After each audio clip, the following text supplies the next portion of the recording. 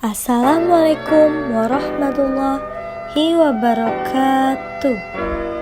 Hai teman-teman semua, perkenalkan saya Puspita Dewi Lestari dari kelas 12 IPA 3. Sebelumnya, kalian sudah pernah dengar istilah revolusi hijau belum sih? Apa sih maksudnya? Revolusi, tapi berkaitan dengan hijau. Apakah berkaitan dengan alam? Nah, biar nggak bingung, disimak yuk videonya sampai habis ya. Apa itu revolusi hijau? Revolusi hijau merupakan usaha untuk mengembangkan teknologi pertanian agar terjadi peningkatan produktivitas dalam hal pangan. Hal ini didorong oleh pertumbuhan angka penduduk yang harus diiringi pula dengan peningkatan pangan. Revolusi hijau lebih berfokus pada serealia alias tanaman biji-bijian seperti gandum, padi, jagung, dan lainnya. Pada revolusi hijau, pertanian yang tadinya bersifat tradisional akan diubah menjadi pertanian dengan sistem yang menggunakan teknologi terkini supaya bisa optimal. Dari sini, tentu dapat diketahui bahwa tujuan revolusi hijau sebetulnya juga demi terpenuhinya industrialisasi ekonomi nasional. Bagaimana revolusi hijau bermula di Indonesia? Revolusi hijau mulai dicoba di Indonesia pada zaman Orde Baru, tepatnya dalam program pembangunan. Kabinet pada saat itu, yaitu Kabinet Ampera, memiliki tuntutan tugas untuk memperbaiki kehidupan rakyat, terutama dalam hal sandang dan pangan. Dengan tuntutan tugas sedemikian rupa, maka mulai diusahakanlah langkah-langkah meningkatkan kesediaan pangan lewat revolusi hijau. Bahkan, lewat upaya yang dilakukan ini, Indonesia juga berhasil swasembada beras selama 5 tahun, pada tahun 1984 sampai 1989. Meskipun sayangnya swasembada ini tidak permanen, namun seperti apa penerapan revolusi hijau di Indonesia?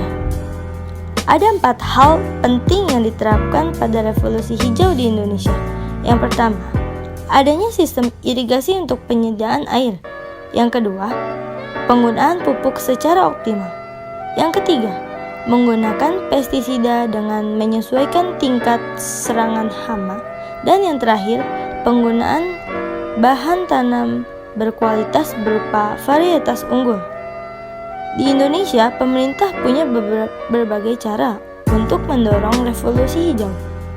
Cara yang pertama, yaitu intensifikasi pertanian. Cara ini dikenal juga dengan sebutan panca usaha tani.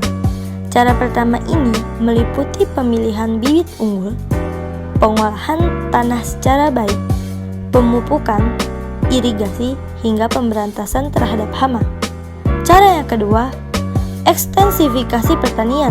Cara ini adalah dengan memperluas lahan dengan membuka lahan-lahan baru.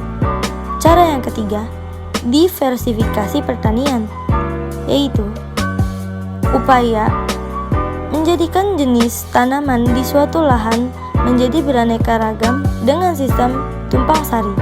Dengan diversifikasi pertanian, kegagalan panen pokok dapat dicegah. Dan cara yang terakhir, rehabilitasi pertanian. Cara ini merupakan upaya dalam memulihkan produktivitas yang kritis atau membahayakan kondisi lingkungan. Lalu, apa dampak dari revolusi hijau? Revolusi hijau yang berfokus pada serealia akan mampu meningkatkan pemenuhan pangan berupa karbohidrat. Akan tetapi, setelah beberapa saat merasakan manfaat dari revolusi hijau, ternyata dampak-dampak buruk mulai dirasakan para petani Indonesia pada tahun 1990-an. Misalnya, serangan hama, ketergantungan terhadap penggunaan pupuk, bahkan tanah yang tidak lagi subur karena penggunaan pestisida yang tidak lagi berguna. Revolusi hijau juga dianggap hanya menguntungkan bagi petani kaya dan bukan bagi petani miskin.